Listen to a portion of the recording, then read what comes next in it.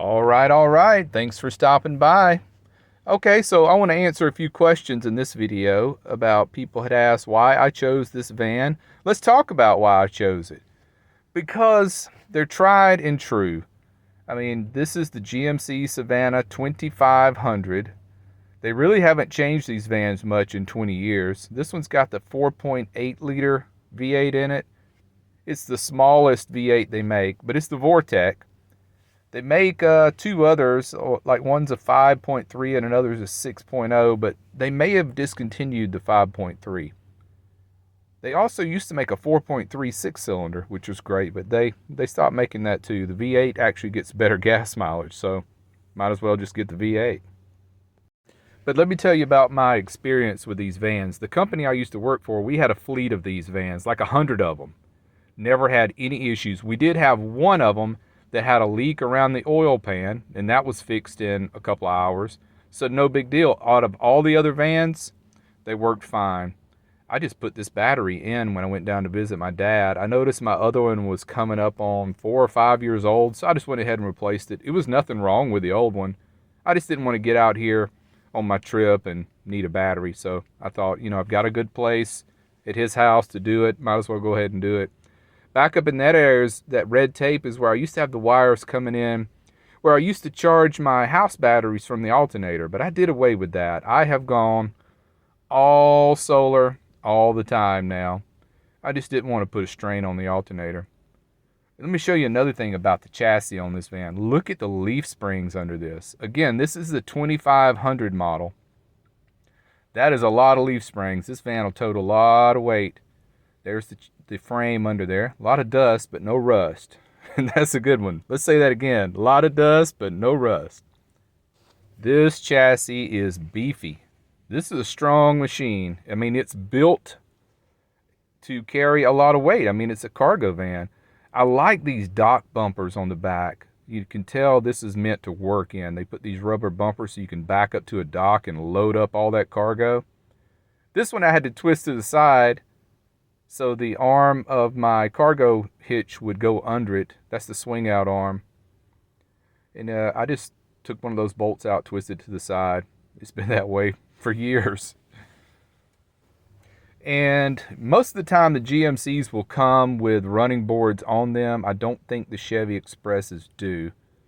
But used to be the GMC was like an upgrade from the Chevy Express, but now they're identical. I mean, every part on this van is completely interchangeable with a Chevy Express. It's the same thing.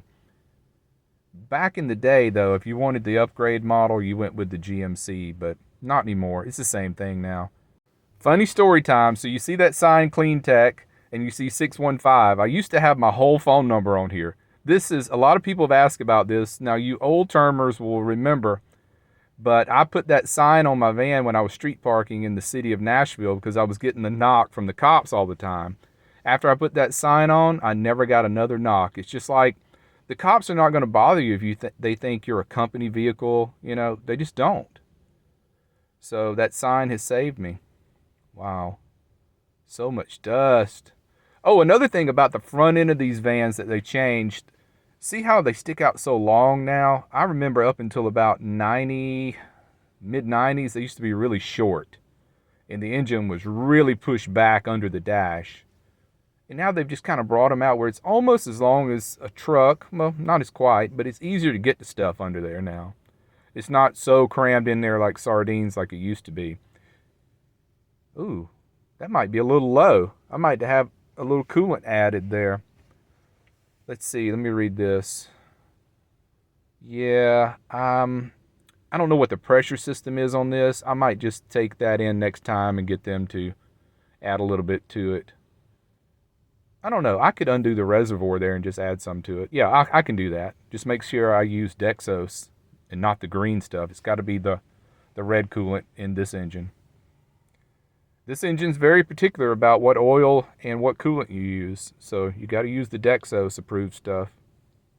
So let me open this back door and I'll show you why I wanted my cargo hitch to swing out to the driver's side. See that? That door opens first, and if this hitch swung out to the passenger side, it would hit. So this second door, when it opens, it does touch right here. But that's okay. As long as I can get that first door open in the back, then I can just bungee back the second door on the driver's side. So that's why that was important to me, you know. Just easier to open the back doors and manage that. But back to the fleet vehicles we used to have at work. We used to trade them in at 100,000 miles. And then we quit doing that. We just kept using them until they quit. And they all went over 300,000. And the thing that went at about 300,000 was the transmission. But I have been so particular on maintenance on this van, especially the fluid changes. You know, a lot of people don't even change their transmission fluid anymore. They just let it go. Not me. I'm going to do it every 50 to 60,000 miles. I'm going to keep this bad boy in good shape. And now here's another thing that they changed. The headlights. Remember, they used to be recessed in, and now they've made them a little more aerodynamic. But the only thing is they're more expensive now. So that's the downside of that. But it kind of fits the frame a little better. I mean, it's not a sexy van, you know. It's just a work van. But it's dependable. And that's the moral of this story. I'm going to choose dependability. I don't want to waste a lot of money and time with the van in the shop all the time. That would crush me. Okay, so let's wrap it up here. There's my washcloths. I just got through my shower. There's what's left of my shower water. I'm feeling fresh and clean. I got the dirt off of me, and now it's time to get the dirt off the Matty Wagon. I'll have to find a van wash place around here. Oh, one last thing. I want to show you the pitch on this tarp, how I achieved that. There's those flex rods I've been telling you about so much. It just makes so much difference to keep the tarp tight, especially when the wind starts to blow. And that is working out like a charm.